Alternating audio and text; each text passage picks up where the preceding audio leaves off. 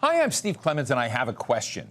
Now that Iran and the U.S. have signed a historic understanding, what's next? Let's get to the bottom line.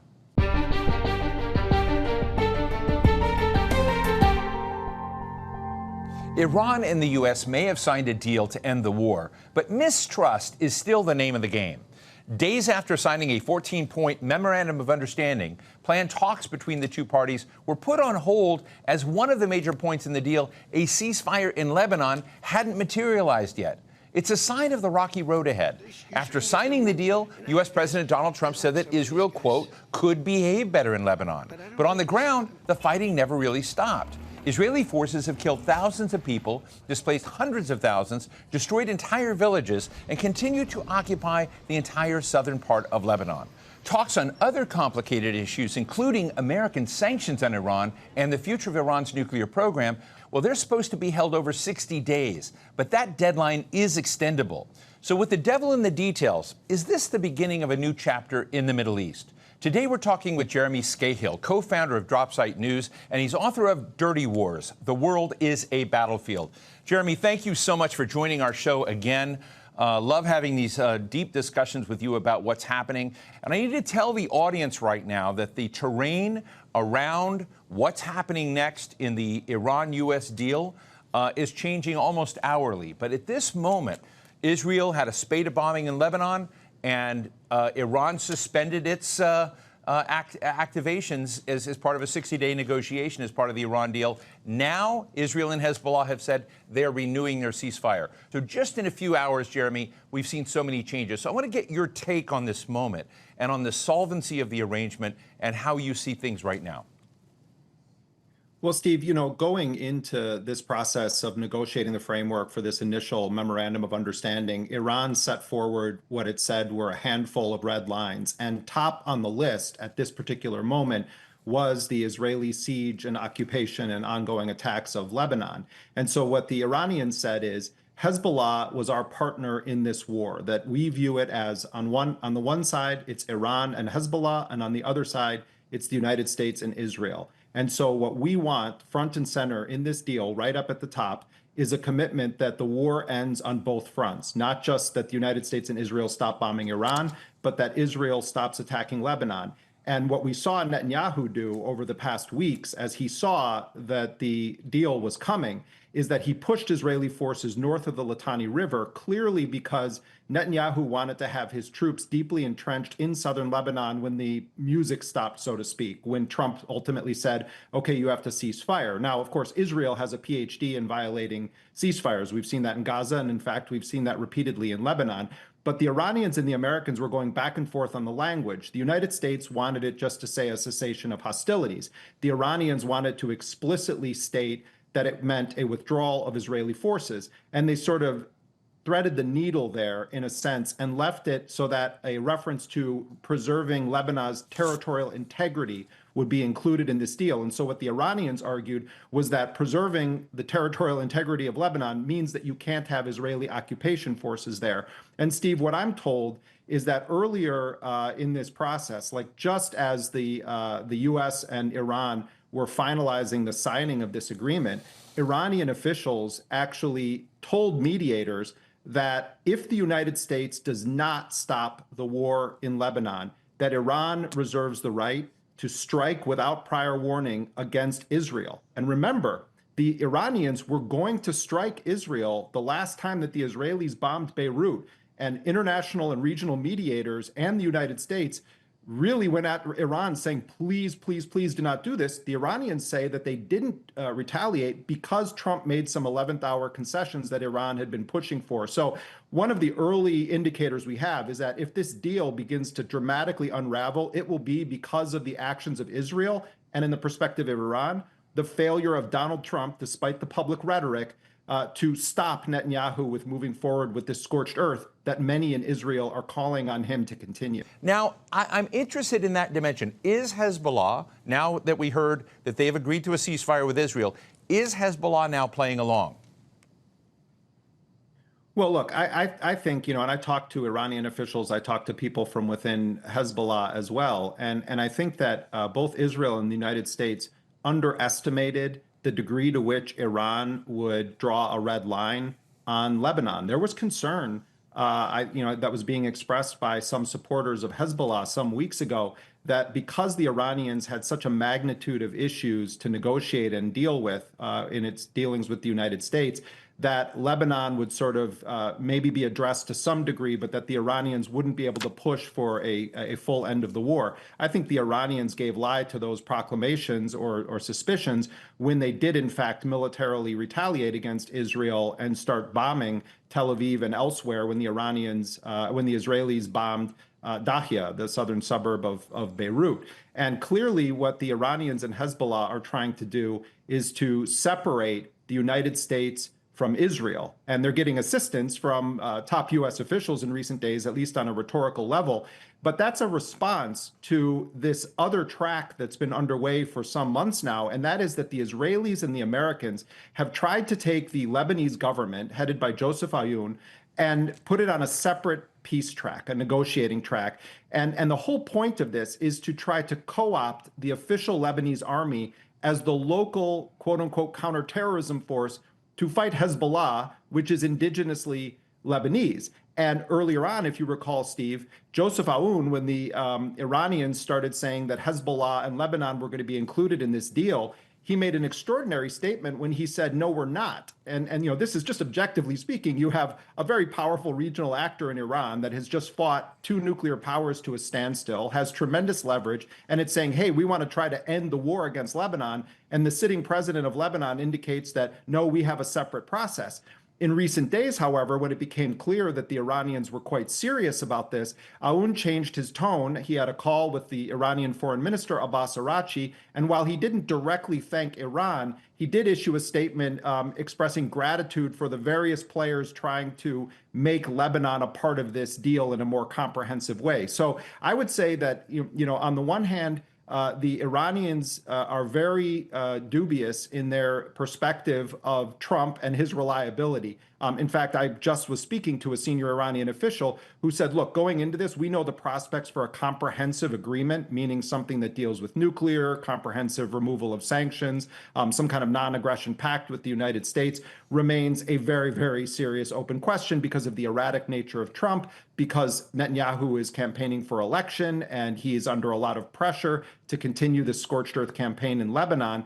But at the same time, they're trying to approach this from a flexible reality where they realize that they have effectively achieved one of their main aims of this war, and that was to restore deterrence. The United States and other powers are going to think very carefully before going to war against Iran, in part because of their proven ability to use asymmetric tactics to dominate the Strait of Hormuz and really impact the global and regional economy.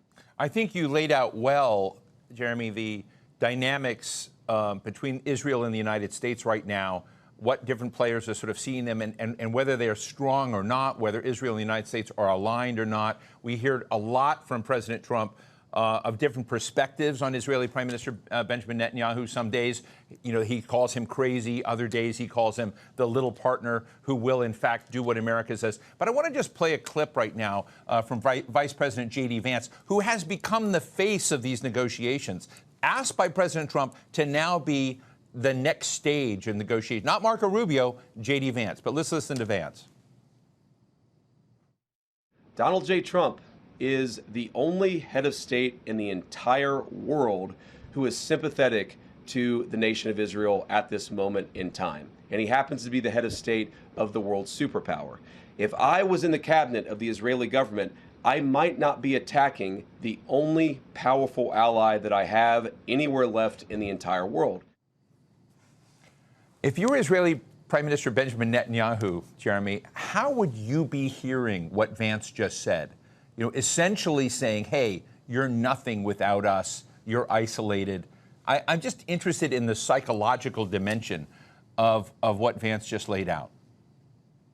Yeah, I don't know that we have heard this kind of rebuke of an Israeli leader or Israeli actions from such a senior official since Ronald Reagan's characterization of the Israeli invasion of Lebanon in the early 1980s as essentially one massive war crime.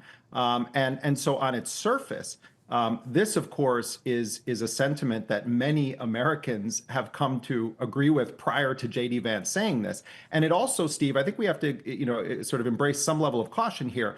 Under both President Biden and President Trump, there have consistently been these leaks from anonymous officials saying, oh, Biden is fed up with Netanyahu. Oh, Trump is so fed up. Oh, Trump dropped the F-bomb with Netanyahu. He's so furious with him. And then, after those are published by Axios and other news outlets that really have become sort of the conveyors of these official leaks from inside of the chambers of power, then what we see in public is that the United States doubles down in its support for Israeli violence or expansion of these wars. What is new this time is that it's not just that there's a name to the official, it's the sitting vice president of the United States, who also was reported to be skeptical of some of the ideas of invading or rather launching this massive attack on Iran. He also is perceived in kind of Trump world as being the person that should take the fall for this if it becomes a disaster. But to have the sitting vice president say that is extraordinary on its own. But I think we have to use a bit of caution here, looking at the track record. It's possible that this is just a kind of hiccup and that this is going to get patched up very quickly and that the U.S. is going to move forward with endorsing further Israeli aggressive action. But the wild card here is Donald Trump himself. Trump is a man of great ego. He thinks a lot about his legacy. He also is thinking about his family business. He has a lot of allies in the Persian Gulf in the form of the GCC countries, and that weaves in also with Jared Kushner, his son-in-law's family business. So the only thing, and I've been arguing this for a while, the only thing that can ever get Trump to kind of put the brakes on Netanyahu if it affects Trump personally. And right now, I think Trump really does seem to want this deal to go through, and so we're seeing this play out in this way. Netanyahu has to decide right now, as he runs for re-election, if his central campaign theme is going to be, I'm going to continue the war in Lebanon, I'm going to continue occupying more of Gaza's territory, where, by the way, the Israelis have killed more than 1,000 Palestinians since they signed the ceasefire in October of 2025. And Netanyahu said recently he wants to control 70% of Gaza on the way to 100%. They're supposed to be withdrawing and allowing aid in, and they haven't complied with a single aspect of the ceasefire. So Netanyahu has to decide, am I going to be running for office saying I'm going to expand these wars further, or am I going to be the prime minister who sort of finds a way to thread this needle with Donald Trump? He's being attacked from both both sides of the opposition spectrum in Israel for not being tough enough. And I think that he's going to try to sort of say, well, I'm the guy who can actually stand up to Donald Trump. If there is a lasting ceasefire in Lebanon, that means that Netanyahu essentially was told to go back into his corner by the president and vice president of the United States. I'm skeptical that's going to happen in the long term, but it's going to be extraordinary to watch this play out. We haven't seen something quite like this at all since October 7th. I'm glad you mentioned Gaza and Palestine. One of the other things President Trump said earlier on in this process, I mean, so much has been said you can kind of lose track, but at the time he said with a final deal that we would get with Iran, he would demand mandatorily that other nations in the region and the Gulf become part of the Abraham Accords. And so a lot of people are saying, hey, what about Palestine? What about Gaza? What about unresolved justice issues involving this? And it does seem to me, candidly, that there's not a lot of discussion about Gaza, about the ongoing conflict and depopulation efforts there. So from your perspective, is Gaza on the radar screen of Gulf leaders, on Iran, or is it just essentially being negotiated away? Yeah, there technically are regional mediators that are working on the Gaza issue, but my sense, and I spend a lot of time talking to leaders of Hamas and Palestinian Islamic Jihad, is that what has taken place over the past year is that Israel has systematically violated every single term of the ceasefire agreement framework. They have yet to allow in any of the agreed upon life essentials, which was a core component of this agreement. They continue to assassinate Hamas leaders. Those are the people they signed a ceasefire deal with. Now, it's horrifying that Israel continues to attack civilians in tents, regularly burning Palestinians alive. Those are very clear war crimes. But in addition to that, Steve, they also are justifying the assassination of officials of the very party that they signed the ceasefire agreement with. And I feel like it's necessary to make a point that seldom gets discussed, and that is that Hamas, when it signed the agreement with Israel that was brokered by President Donald Trump, they did not agree to disarmament. They agreed only to terms that would end the acute phase of the war, and they threaded a needle with Trump. And it was quite brilliant the way they approached it from a diplomatic level, because what they said is Hamas is not the representative of the entire Palestinian people, and you're asking us to commit to terms that speak to the entire Palestinian people, the relationship between Gaza and the occupied West Bank as one Palestinian territory, the idea of the right of the Palestinians to self-defense, including armed resistance against the occupation. So Hamas actually didn't sign a disarmament agreement. And what has been happening in recent weeks and months is that this so-called Board of Peace has put an ultimatum before the Palestinian side and said that if you don't agree to disarmament, we can't guarantee you that Israel won't resume a large-scale genocide. And more than that, they're saying we can't assure you that Israel will even abide by the terms of the agreement that it signed. So essentially what the United States and the Board of Peace are doing is trying to say to the Palestinians, if you don't agree to these other sweeping terms that cut to the very heart of the Palestinian liberation cause, then we aren't going to be able to force Israel to even abide by the minimal set of agreements that Donald Trump put his signature to. So the Iranians, when I talk to them about this deal that they're making with Donald Trump, many of them point immediately to the October ceasefire agreement and say, just look at what Donald Trump's word or his signature means. So they're going into this with, with eyes wide open. But on a short-term level, Steve, or a midterm level, the Iranians believe that they have enacted a tremendous coup against Trump with this memorandum of understanding. They believe that their core red lines were all preserved. They do not have to make any massive commitments about nuclear weapons or nuclear enrichment that they haven't made since 1970, when they signed the Non-Proliferation Treaty, since 2015, when they signed the JCPOA under Barack Obama. One Iranian official said to me, we gave that restatement of our position to Donald Trump as a re-gift from Iranian history because all we did was simply state our longstanding policy. The Iranians have the prospect of getting significant amounts of their frozen assets repatriated to Iran.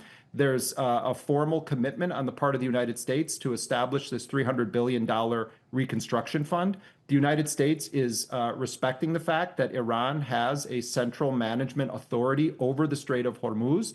The Iranians have in that deal that the fate of the highly enriched uranium is going to be resolved within Iran itself by a down blending of the highly enriched uranium. That's something the Iranians put on the table prior to the start of this war.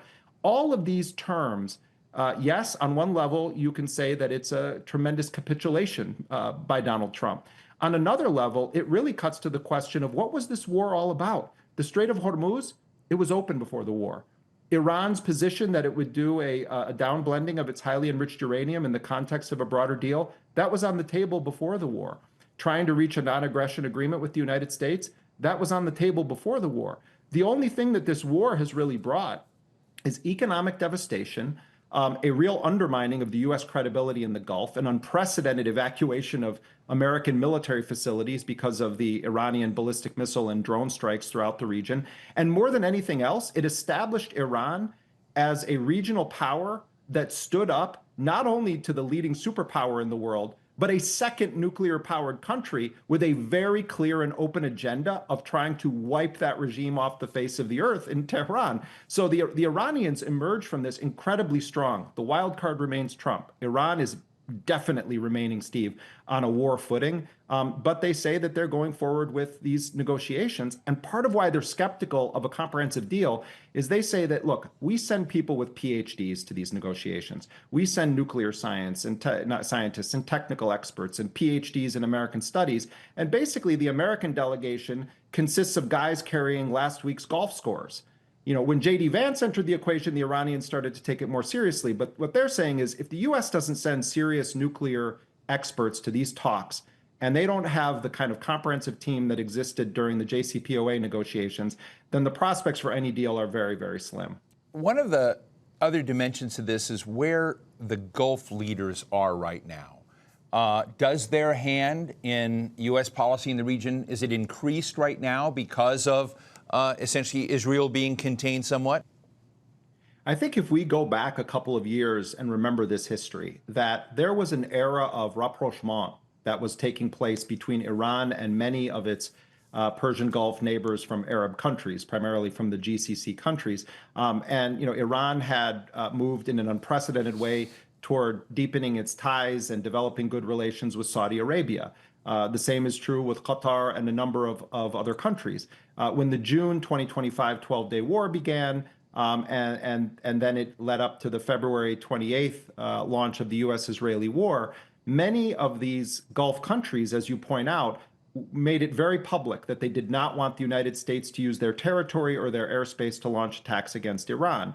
Now, they did do that, no matter how loudly they want to proclaim that they didn't. And more evidence comes out every day that there was extensive use of facilities across the Gulf in these Arab countries that were denying it for many, many months. But the important fact here is that these countries portrayed Iran as the aggressor, oftentimes in a vacuum, without mentioning the U.S.-Israeli war. They were condemning Iranian aggression, characterizing the Iranian retaliatory strikes as attacks against their sovereignty. This very much angered Iran. Iran felt that it was not only dishonest, but the fact that they had this diplomatic rapprochement that then culminates in these countries allowing the U.S. to use it to attack Iran. This was a very bad situation. But what we're seeing emerge now is Iran starting to have intensified diplomacy with these countries, even with the United Arab Emirates, which Trump, recently outed them and said, yeah, they were bombing Iran. There were denials about this, and there was a media back and forth about it. But there's already a discussion of joint economic projects, of ways to strengthen, again, diplomatic ties. I think many Gulf countries, certainly it's true on the street in those countries, view the U.S. relationship with Israel as increasingly toxic and a threat to their existence. But at a leadership level, I also think that these Gulf countries saw that the United States put all of its weight in, quote unquote, defending Israel and allowed them to sort of be left as sitting ducks. And so while maybe a couple of years ago, Trump had some currency to the idea that he could get another couple of these countries to join the Abraham Accords, right now, I think that the dynamics have shifted tremendously. And these neighbors of Iran, I think, recognize the reality that they need to find a path to having good diplomatic relations and a civil, respectful relationship with Iran. Let me just ask you finally, how long is this deal going to last? If you ask Iranians, I do get a genuine sense that they want a real deal and that they would prefer to have a long-term non-aggression pact with the United States. If history is any indication, not all that long.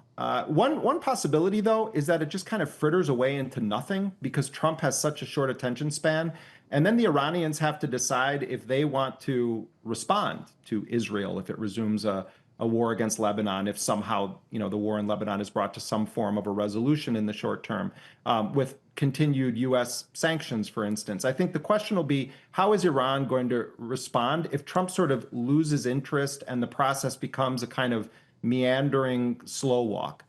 There's also a very real possibility that Israel is going to just continue its wars and is going to put Iran in a position where it once again is going to have to decide, are we going to respond to this or not? Twice in 1 year, the United States attacked Iran in the midst of diplomatic negotiations. That always remains a possibility as well. Iranians are pessimistic there will be a long-term deal reached with Trump for a variety of reasons. But at the end of the day, I do get a sense that they genuinely want a deal and want to move about with the business of dealing with their economic situation and political situation internally and in the region. Well, we will leave it there today, even though I think this story is going to keep going and going and going, and we'll look forward to talking to you again. Jeremy Scahill, co-founder of Dropsite News, really appreciate you joining us today. Always an honor to be with you, Steve. So what's the bottom line? 250 years ago, when America was in its startup phase, people asked one of the founding fathers, Benjamin Franklin, what form of government the country had decided on. And he said, a republic if you can keep it. I think of that a lot whenever the United States signs a new memorandum of understanding or a declaration of principles, etc. This deal between Iran and the U.S. requires the compliant behavior of Israel, and that's a huge question mark. Basically, the 60-day negotiating spree over Iran's nuclear program, theoretically providing both sanctions relief and an infusion of cash into Iran, is a really fascinating way to get the Strait of Hormuz open again. But the deal itself, well, as long as we can keep it, is much more likely to be not very long at all. And that's the bottom line.